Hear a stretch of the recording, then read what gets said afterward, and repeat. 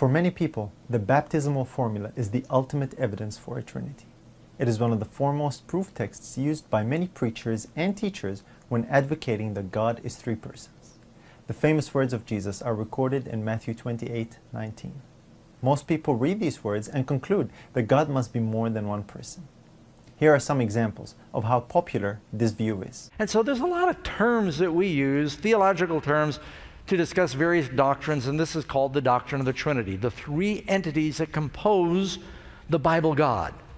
And so that's really what we're discussing. There's no conflict in that. Let me give you some examples in the Bible. Matthew 28, some of the last words of Jesus. After he sends the disciples into the world, he says in Matthew 28, "Go therefore and make disciples of all nations, baptizing them in the name of the Father and the Son and the Holy Spirit." God gives command to the disciples to go baptize. Guess who shows up? All three. Now I have a question. Is the Father a person? Yeah, of course. He's a personal being. Is the Son a personal being?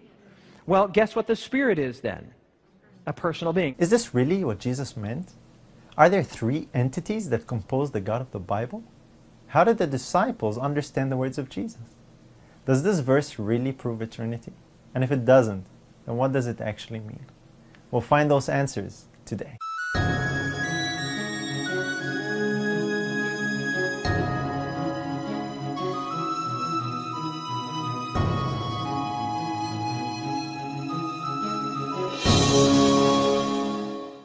Hi everyone, I'm Nader Mansour and welcome to Prove All Things. The instruction of baptism that Christ gave is often interpreted as a theological statement about who God is.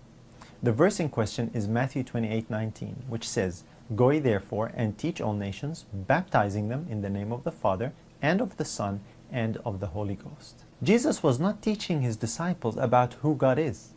He was talking about baptism and how it was to be done. What do we actually learn from the verse without infusing any external meaning into it? It tells us that there is a Father, there is a Son, and there is a Spirit. There is no question about the existence of any of them.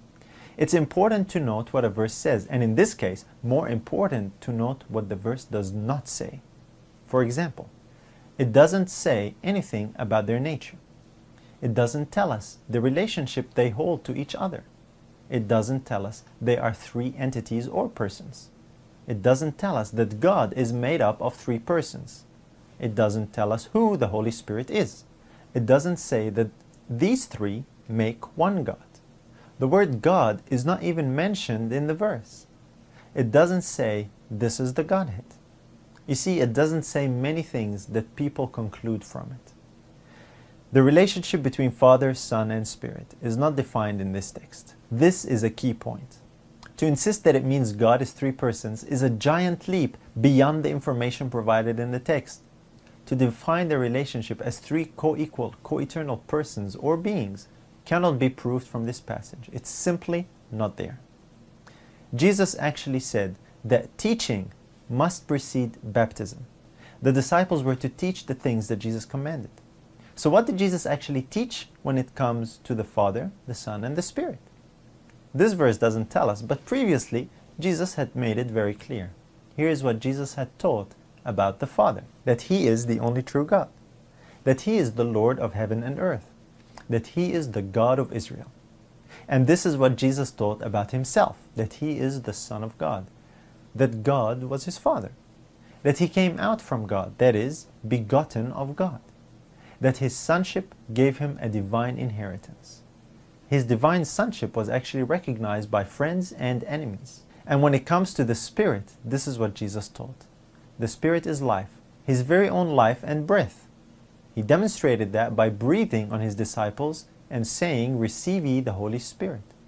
As a matter of fact, when speaking of the coming Comforter, which many people today think is someone other than Christ, Jesus actually said, "I will not leave you comfortless, I will come to you."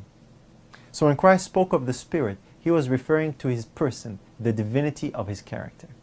That's His teaching when it comes to the Holy Spirit. This is what the disciples learned from the lips of Christ when it came to the Father, the Son, and the Spirit. So they did not hear his instruction on baptism and come to the conclusion that many people come to today. That is, that God was three persons in one, making a Trinity. You see, Jesus had never taught his disciples that God was like that. So taking his words in Matthew 28:19 to mean the very opposite of what he plainly taught would be a major blunder.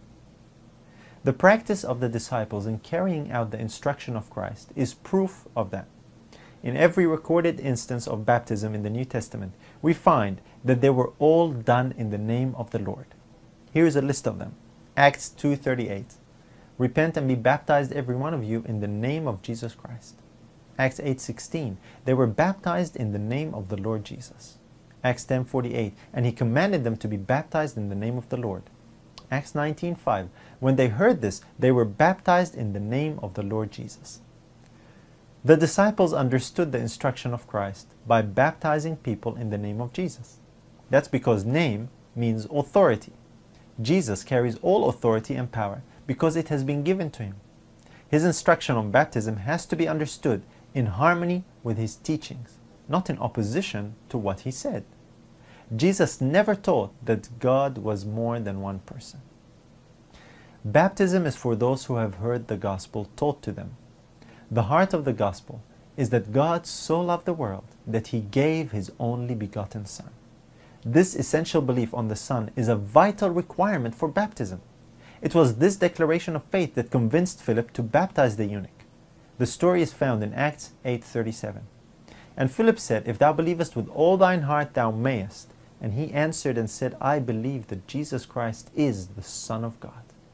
This vivid illustration helps us avoid misunderstanding the words of Jesus when it comes to baptism and what is taught in anticipation.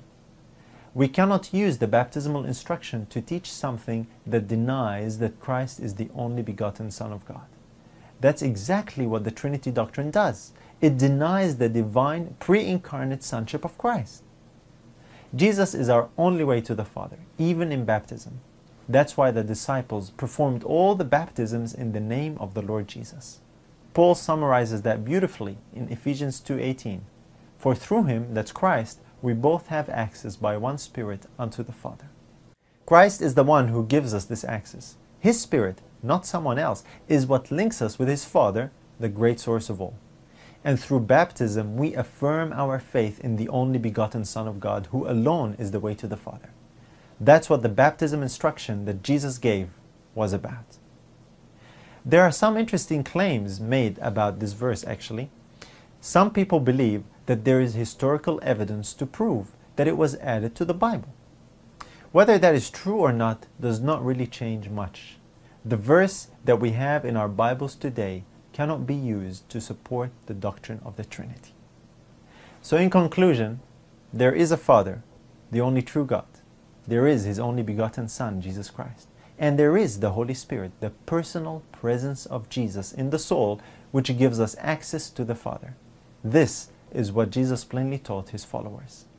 Matthew 28:19 certainly does not prove a Trinity, nor does it prove that the Holy Spirit is a separate person from the Father and the Son.